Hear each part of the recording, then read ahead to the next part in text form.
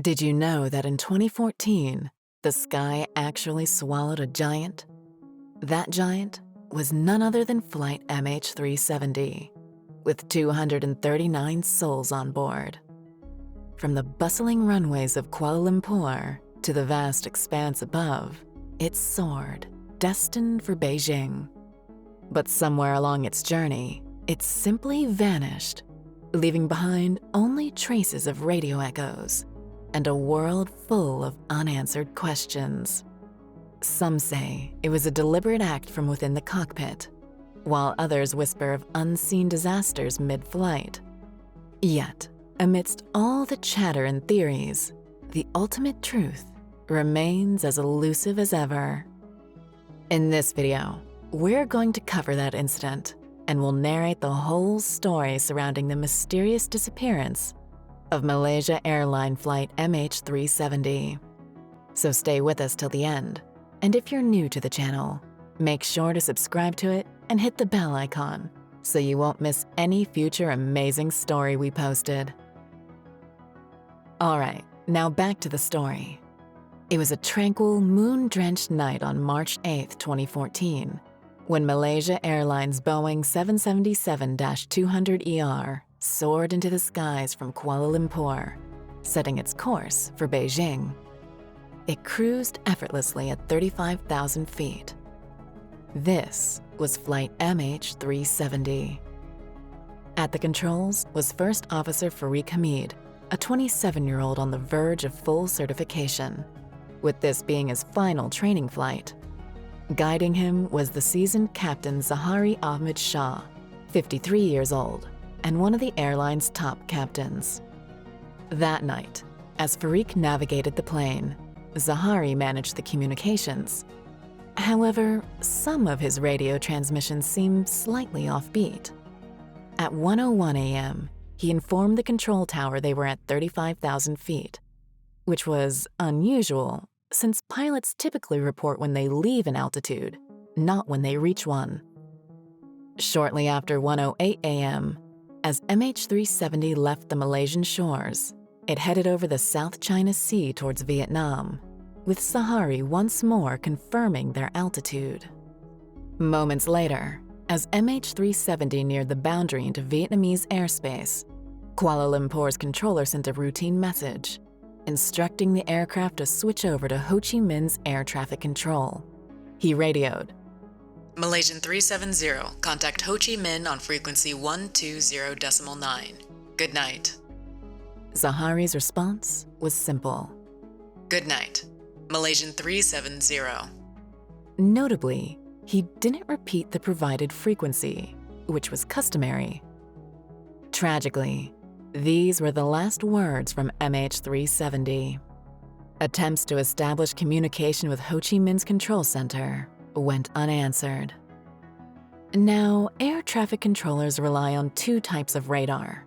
The primary radar uses basic reflections from objects in the sky, whereas the secondary radar capitalizes on transponder signals from each aircraft, offering a more detailed account, such as its identity and altitude. Just a brief 5 seconds after entering Vietnamese airspace, MH370's symbolic representation on the secondary radar vanished from the screens of Malaysian air traffic control. Within another 37 seconds, the aircraft entirely disappeared from this radar. It was 1:21 a.m., merely 39 minutes post-takeoff. The controller in Kuala Lumpur, preoccupied with other aircraft, failed to recognize this anomaly. When it caught his attention, he mistakenly believed MH370 was under Ho Chi Minh's control. Simultaneously, Vietnamese controllers witnessed MH370's entry and sudden radar disappearance. Seemingly, they misinterpreted a crucial protocol that required them to inform Kuala Lumpur if a transferred aircraft didn't check in within 5 minutes. Their multiple attempts to reach MH370 proved fruitless. After a delay of 18 minutes, they finally alerted Kuala Lumpur about the unsettling situation. What followed was a whirlwind of disarray and inefficiency. The Aeronautical Rescue Coordination Center in Kuala Lumpur, which should have been alerted within an hour of such incidents, remained uninformed even by 2:30 a.m. It wasn't until the early dawn of 6:32 a.m. that a full-fledged emergency response was set into motion. At the very moment MH370 should have been descending into Beijing, that's when search teams were focusing their efforts in the South China Sea, the expanse between Malaysia and Vietnam.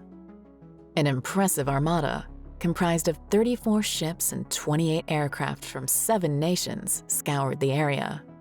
But the aircraft was nowhere in that vicinity.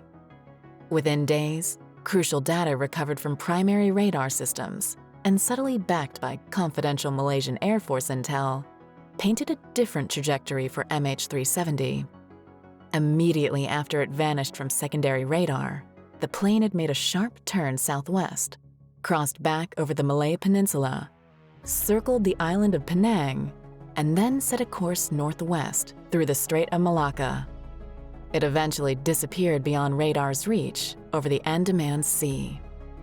This intricate maneuvering lasted over an hour and clearly distinguished this incident from any conventional hijacking or pilot suicide theories known before. MH370 was charting a course into uncharted investigative territory. The enigma of MH370 has captivated the world, fueling a plethora of investigations and spawning a gamut of speculative theories. This tragedy reverted through families across 4 continents. In an age of advanced technology, where even an email lingers indelibly, and escaping the electronic grid is almost an impossible feat, the idea that a state-of-the-art Boeing 777 could simply evaporate is incomprehensible. Yet despite numerous theories, some outlandish and others more plausible, the disturbing reality remains that in our modern era, commercial planes shouldn't just disappear. But MH370 did. Over half a decade later, the exact location of the aircraft remains one of aviation's greatest mysteries. However, as time has passed, more pieces of the puzzle have come into focus, allowing us to piece together a substantial portion of that fateful night's events. While the cockpit voice and flight data recorders may forever remain elusive, the answers we seek might not lie within those black boxes. The truth, it seems, will likely need to emerge from Malaysia itself. Malaysian authorities were initially tight-lipped, and actions from the Malaysian Air Force further clouded the facts. However, the peculiar journey of MH370 wasn't hidden for long. Astonishingly, while the aircraft had vanished from secondary radar, it had continued to maintain sporadic connections with an Indian Ocean satellite managed by Inmarsat, a London-based commercial firm, for a staggering 6 hours. This revelation refuted the theory of an abrupt and catastrophic incident, as the plane seemed to be cruising at high speed and altitude during this period. These connections with the Inmarsat satellite, termed handshakes, were mere electronic acknowledgements, akin to faint whispers in the realm of communication.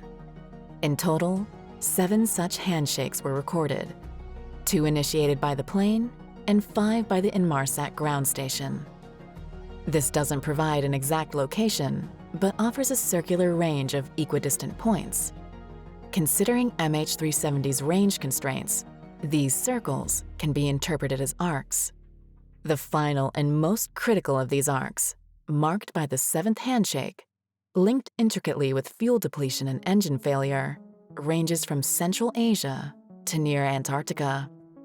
At 8:19 a.m. Kuala Lumpur time, MH370 intersected this 7th arc. Based on flight path patterns, this could place the aircraft's final location in Kazakhstan if it veered north, or deep in the southern Indian Ocean if it steered south. In the aftermath of the mysterious disappearance of MH370, the Wall Street Journal was swift in shedding light on crucial aspects of the case. They revealed that, based on satellite transmissions, the plane had likely remained airborne for several hours after its last known contact. This startling revelation was, after some delay, begrudgingly confirmed by Malaysian authorities. The governing body of Malaysia at the time was notorious for its deep-seated corruption, and their handling of the MH370 investigation further tainted their reputation. Their secretive, erratic, and seemingly apprehensive approach left international accident investigators, who had come from Europe, Australia, and the US, flabbergasted by the chaos and lack of transparency. Had Malaysian officials been forthright from the onset, valuable time and resources might not have been squandered in the South China Sea, searching in vain for any trace of the wreckage. Early disclosure might have led to the discovery of floating debris that could have offered clues to the plane's probable location, possibly leading to the recovery of the black boxes. Instead, the search later zeroed in on a remote and specific segment of the ocean, miles away from the initial search area. However, even a specific region of the vast ocean can be overwhelmingly expansive. Over a year after the perplexing disappearance of MH370, the first tangible clue surfaced on July 29, 2015. A right-wing flaperon from the aircraft washed ashore on the French island of Réunion, situated approximately 2,300 miles west of the primary search zone in the Indian.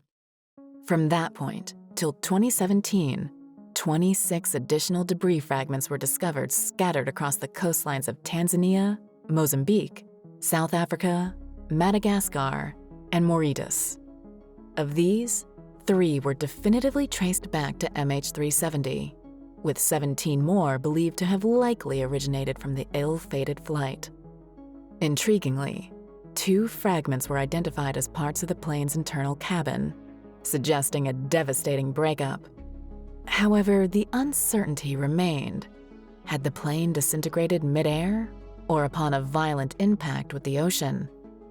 Analysis of the found wing fragments, particularly the flaperon from Réunion and a section of the right wing flap from Tanzania, contradicted the theory of a controlled descent or deliberate water landing. Some experts even hypothesized a dramatic vertical crash into the ocean, which, according to a Plea Flaperon discovery study, might account for the scarcity of recovered wreckage. The distribution of the debris helped in refining the search zone within the Indian Ocean, discarding potential crash locations that wouldn't logically result in debris drifting towards Africa. In January 2017, the collective effort by the governments of Malaysia, Australia, and China to unearth the whereabouts of MH370 was suspended. However, the American firm Ocean Infinity got the nod from Malaysia to persevere with the search until May of that year. This extended search, however, met the same fate, culminating in another halt announced by Malaysian Transport Ministry. The mystery lingered on, and in July 2018, Malaysia released its concluding report on the enigmatic case of MH370. While a mechanical failure was deemed improbable, it was suggested that manual interference might have altered the flight's trajectory. The report, however, couldn't provide a conclusive reason for the plane's vanishing act. And that was the story of Flight MH370. What do you think of this tragedy? Tell us your views in the comment section. Thank you so much for taking the time to watch this video. See you in the next video. Until then, stay safe